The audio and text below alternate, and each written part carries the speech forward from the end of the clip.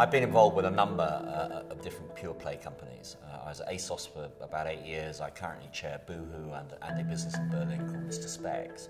And what for me is quite interesting is that there are actually similarities in the process. You know, if you have physical stores, you have to have a very clear proposition that the consumer gets within seconds, frankly, of walking across the threshold.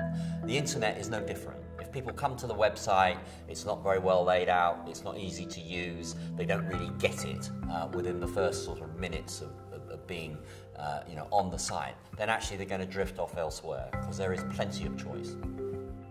If you use the internet, you don't actually need really any local infrastructure because it can be quite happily fulfilled from whether it's from Barnsley or Burnley or wherever it is in the UK. So it can be fulfilled from there, and as the business builds, whether it's in America or France or wherever, then you can consider whether you need to put down local investment.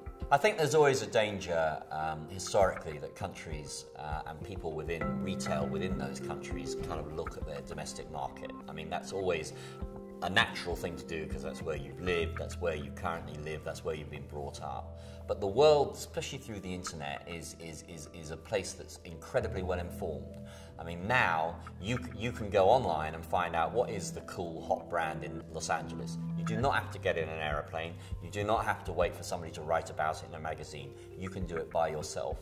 So the opportunities actually to exploit what we do here in the UK internationally are huge, but certainly the use of marketplaces I think is very important because the consumer is ever promiscuous. You cannot legislate for where they're going to go looking for your product. One minute they might be on Amazon, one minute they might be on your own website.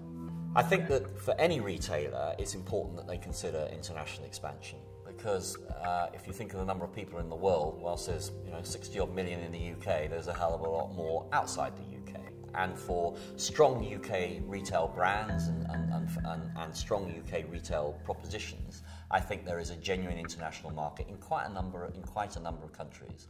I think to do it gradually, step by step, is important, so you don't end up spending a lot of money overseas and regretting it.